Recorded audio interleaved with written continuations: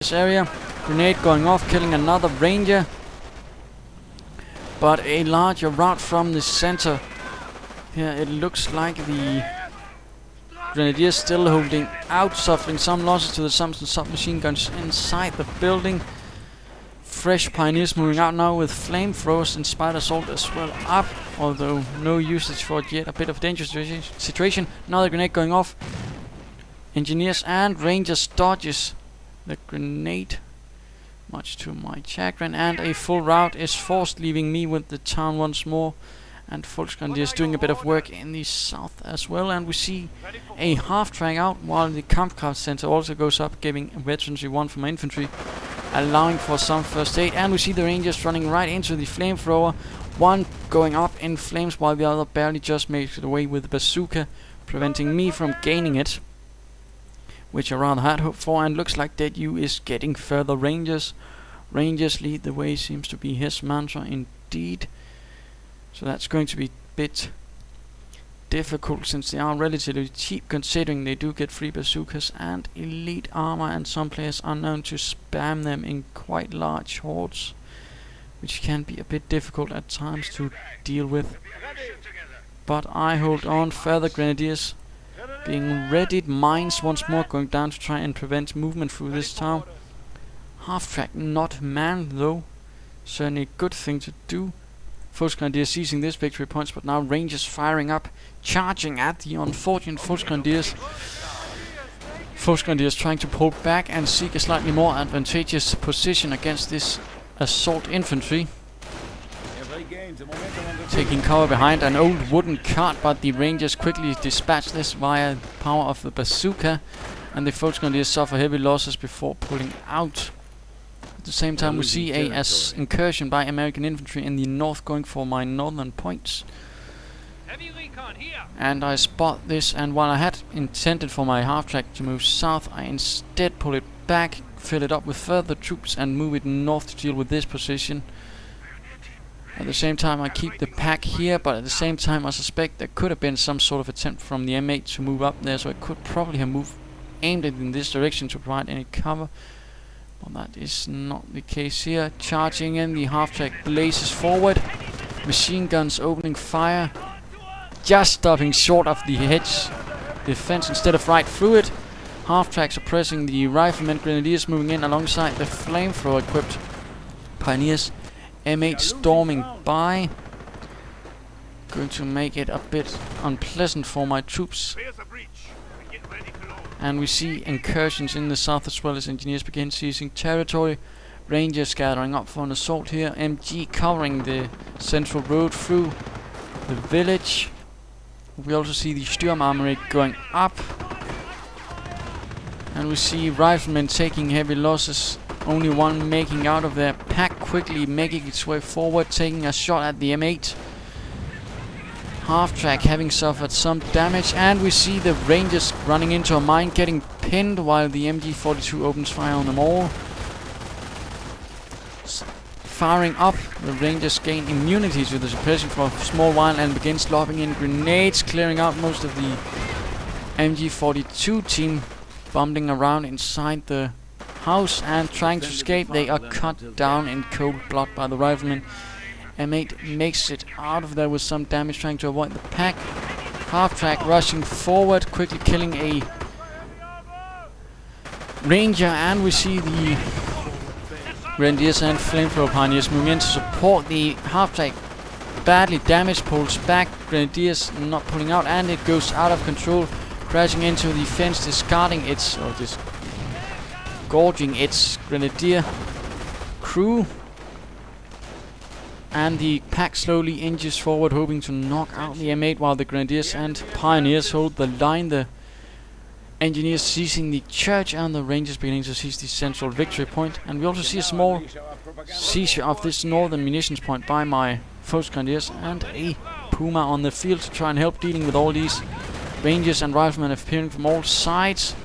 Since my half-track met a terrible demise, I figured I might need something a bit more sturdy, which can also quickly be upgraded to deal with M8s. Not to say that the half-track was bad, but since it lacked any AT elements, it quickly got knocked out by that M8 and such. Rangers moving forwards, taking heavy fire from numerous sides. Still deciding to move forward though. And the M8 manages to hit this mine I placed here, crashing into the small stone wall of this house.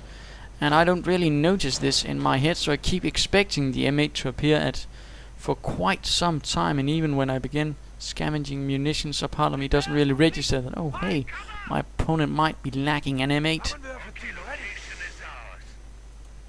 And we see the central victory point now being seized. The American has been forced back to a space to regroup, having suffered some losses.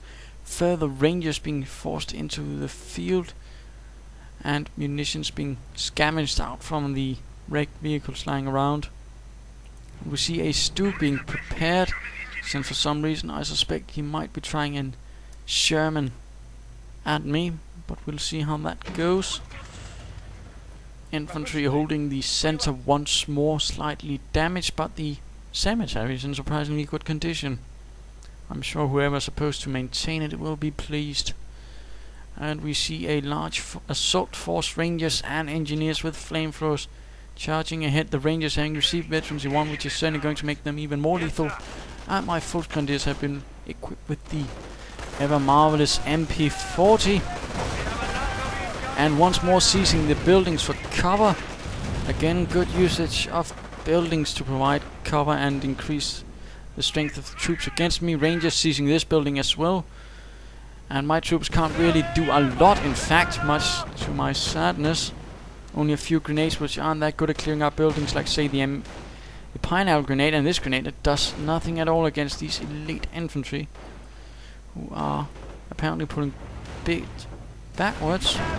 And Grenadiers moving in from the south, opening fire on the American positions, while the DeadYou, Captain Dead, is finally putting up a medic station. Perhaps a bit late though, could certainly have decreased rate of attrition, and the same could be said of me. And we have a third Ranger team, so again rather heavy on the Rangers. We're losing a sector. Certainly a powerful force, but again no real limiters. And they can be a bit overly easy, but it can be done if you have the proper strong defenses, or at least enough machine guns. Forced retreat going off on the Rangers, forcing them back. The propaganda of the fatherland, convincing them that their task is a futile one, that they will inevitably be defeated. Riflemen hanging around a bit. Apparently Conrad had some misgivings about seizing this munitions point, and now we see the Puma opening fire on the riflemen, who continue to seize the point despite heavy fire, and pulling back now, suffering light casualties.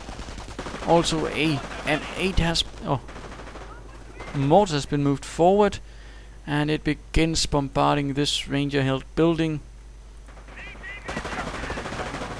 And we hear some reports of firing from the Rangers there, but down here mortar fire continues to rain in, and Grenadiers and Full Grenadiers are moving closer on the positions. The Rangers are now beginning to feel the heat.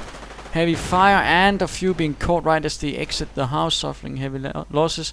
No wounded, no survivors, only dead, and nothing for the medics to salvage. And apparently Captain Dead realizes the 1st Infantry Division's course is indeed lost and gives up. So I hope you enjoyed this fight, and if you did, why not subscribe, and let's have a look at some of the lessons that can be learned of this fight. Well, for starters, garrisoning can really be quite the force multiplier and make a difference when you have to hold the line, as shown by both me and the good Captain Dead. This building, for example, being quite good an example, and of course here. Also, don't try to constantly attack your enemy right ahead. For example, draw him out by attacking his weaker points like he did, for example, and like I did a bit there. But of course, at the same time, he did have an unfortunate tendency of, when he did finally seize this, he quickly pulled back instead of trying to reinforce it and defense it, or at least make it more defensible. He didn't really lay down any mines, so that was certainly a problem if you ask me. And he certainly could have used a medic station up much earlier. Otherwise, I think he did pretty well, and I of course could have remembered to get some Panzerschrecks for my Grenadiers in the half-track, so they could have acted as a slightly more independent team instead of requiring support from the pack. But again, I hope you enjoyed it. And this is ImperialDane saying buildings are good for you.